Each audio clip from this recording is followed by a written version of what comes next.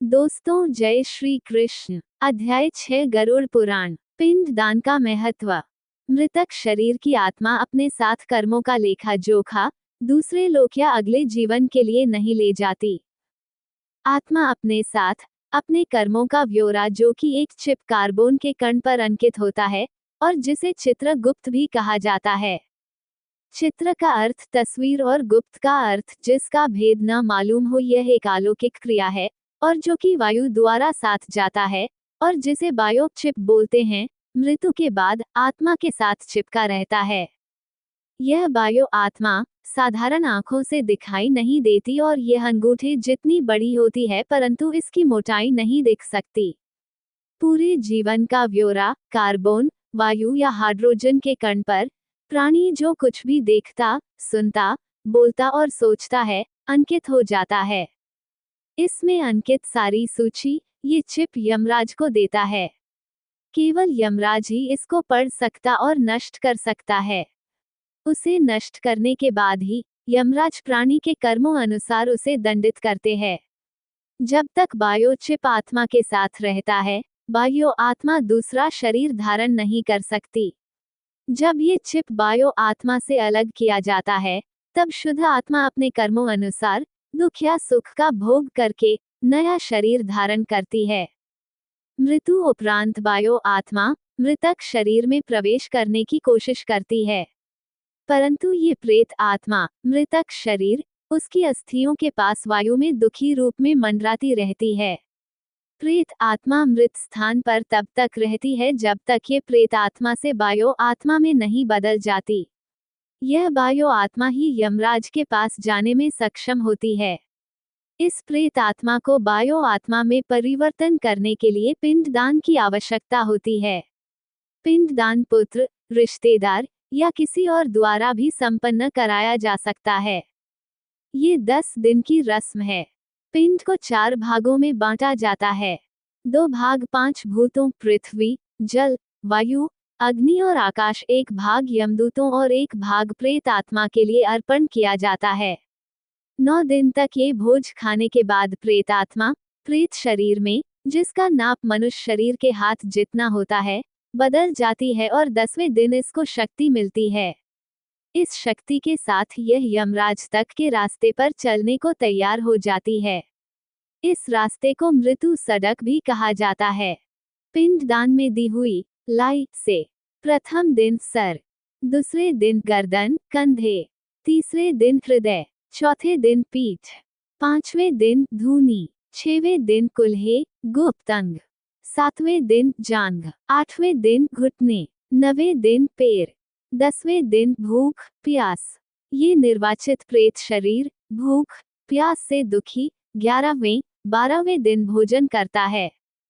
13वें दिन प्रेत शरीर यमदूतों के पाशबुद्धों में जकड़ा एक बंदी बंदर की तरह मृत्यु सड़क पर घसीटता हुआ चलता है। यम नगरी की दूरी 86,000 योजन 1 योजन इक्वल्स 15 की मी लगभग है और एक दिन रात में 247 योजन चलना पड़ता है। 16 पौर रास्ते में अनेक प्रकार की यातनाएं, दुर्लभ रास्ते, भयानक पीड़ाएं 11 महीनों तक सहते हुए यमराज का राज्य शुरू होता है। वहां से यम नगरी का रास्ता शुरू होता है, जो कि इससे भी कष्टदायी है। टिप्पणी। कई विद्वानों का मत है कि यह प्रेत आत्मा वायु की सहायता से चलती है और हम ये समझ सकते हैं कि जो वायु प्रेत आत्मा को लेकर चलती है, उसे कई प्रकार के वातावरण जैसे बदबू, नदी, पहाड़, ठंड, गर्मी, जानवर आदि के पास से निकलना पड़ता है। गरुड़ पुराण में वैतरणी नदी का इतना भयानक रूप वर्णन किया है।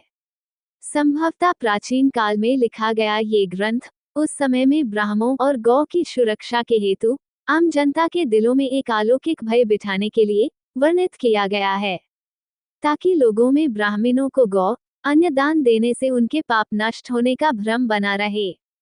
आप इस दार्शनिक विचार को कैसे लेते हैं, आप पर निर्भर करता है। मृतिक शरीर छोड़ने के 17 दिन बाद 18वें दिन प्रेत शरीर पहली नगरी में विश्राम के लिए रुकता है और पुत्र द्वारा दिया हुआ भोजन ग्रहण करता है। इस तरह सब नगरियों को पर करता हुआ एक वर्ष के अंत में बहुभहितपुर नगरी पहुंचकर प्रेत शरीर अपने शरीर को छोड़कर अंगूठे के नाप का शरीर धारण कर लेता है। प्रेत आत्मा अपने कर्मों का भोग भोगने यमदूतों के साथ पाशबुंदों में जकड़ा हवा में चल पड़ता है। यमराज की नगरी में 4 द्वार बने हुए हैं। इनमें से पापकर्मी दक्षिण द्वार से यमराज की राजधानी की ओर प्रस्थान करते हैं। अध्याय 7 गरुड़ पुराण। यमराज की राजधानी का वर्णन। 44 योजन बहुभीति शहर से दूर यमराज की महान नगरी पड़ती है। सभी आत्माएं धर्म दरवाजे पर खड़े पहरेदार को अपनी आगमन सूचना देती हैं। चित्रगुप्त अपने चमचमाते आसन पर विराजमान होते हैं। सब कुछ मालूम होते हुए भी वह सरावंश के ब्राह्मपुत्र हैं जो पूरे विश्व में चक्कर लगाते रहते हैं और दूर से ही मनुष्य चाहे किसी भी संसार में हो उसके सारे कर्मों का ब्यौरा सूची तैयार करते रहते हैं। इनकी पत्नियां श्राविनिस मनुष्य की इच्छाओं और कल्पनाओं की सूची तैयार करती हैं। इस तरह मनुष्य के सब अच्छे बुरे कर्मों की सूची तैयार होती है और यह जानकारी चित्रगुप्त के पास जाती है। टिप्पणी। प्राचीन काल में बायोचिप का ज्ञान न होने के कारण ऐसा उल्लेख करके मनुष्य को एक भ्रम में रखा गया है। अब हम ये कह सकते हैं कि बायोचिप सूक्ष्म आत्मा के साथ जुड़ी रहती है और जिसमें से पूरी जानकारी लेने के लिए केवल यमराज ही सक्षम हैं। उस जानकारी के आधार पर पुनर्जन्म होता है। जिन आत्माओं के अच्छे कर्म होते हैं उन्हें स्वर्ग की ओर भेजा जाता है। चित्रगुप्त द्वारा सूचित की हुई पाप आत्माओं को यमराज अपना भयानक रूप बहुत बड़े भेंसे पर विराजमान 32 हाथों में जो कि 3 जोजन लंबे हैं उनमें हथियार धारण किए हुए और कुओं की भांति लाल आंखें एक लंबा नाक दर्शाते हुए अपने दूतों को उन्हें नरक में ले जाने को कहते हैं। 21 महान भयानक नरकों में उनको यातनाएं दी जाती हैं। इस तरह अनेक यातनाएं सहन कर मनुष्य शुद्ध आत्मा के साथ फिर दूसरा जन्म लेता है। इस नगरी के बीचों बीच यमराज का चमचमाता भव्य भवन स्थित है। ये 200 योजन लंबा और 50 योजन ऊंचा है। इसके अंदर अलौकिक सभा कक्ष है। वहां पर उपस्थित सभी अपनी ही रोशनी से जगमगाते हैं। इस भवन में पहुंचने के लिए 4 द्वार हैं। भव्य आसन के ऊपर छत के नीचे एक बड़े ताज से सुशोभित यमराज विराजमान होते हैं।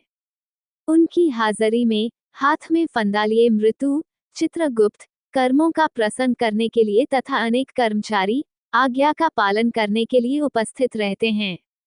पापकर्मी जो दक्षिण द्वार से जाते हैं वह इस भवन को नहीं देख सकते।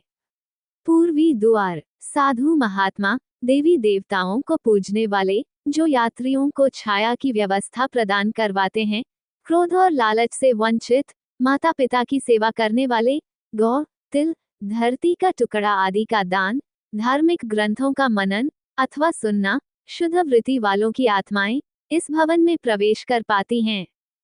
उत्तर द्वार पीले संदल के वृक्षों से महकता हुआ ये रास्ता वेदों के ज्ञाता मेहमानों का आदर सत्कार, देवी दुर्गा को पूजने वाले, शुभ कार्य करते हुए गति प्राप्त करना, बनारस में मृत्यु योग विद्या ग्रहण करते गति पाना, दुर्घटनावश पवित्र जल में डूब जाना, दान पुण्य करने वाले इस रास्ते से सभा भवन में प्रवेश करते हैं।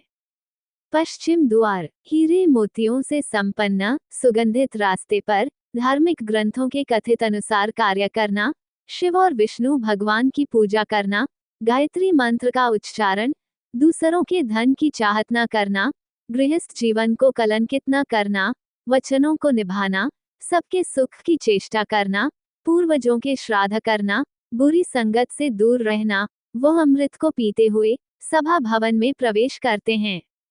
यमराज इन सभी को आते देखकर अपने आसन से खड़े होकर सबका अभिनंदन करते हुए सबका स्वागत करते हुए कहते हैं कि आप सब नेक आत्माओं ने अपने सत्य कर्मों से ये देवलोक प्राप्त किया है। जिनको दुर्लभ मिलने वाला मनुष्य शरीर मिला फिर भी सत्य कर्म नहीं किए वह नरक की भयानक आग में जलते रहेंगे। अब आप सब आत्माएं ब्रह्म लोक को प्रस्थान कीजिए। यमराज के मधुर वचन सुनकर सब उनको नमस्कार कर बाहर प्रतीक्षा कर रहे अनेकों विमानों पर अपने कर्मों के अनुसार सवार होकर ब्रह्मलोक को प्रस्थान करते हैं। वहां कुछ युग बिताने के बाद स्वर्ग के भोग भोगते हुए फिर से अच्छे परिवारों में जन्म लेते हैं। धन संपत्ति से युक्त धार्मिक ग्रंथों के ज्ञाता लोक कल्याण करते हुए अपने सत्य कर्मों के आधार पर अलौकिक सभा भवन में प्रवेश करते हैं।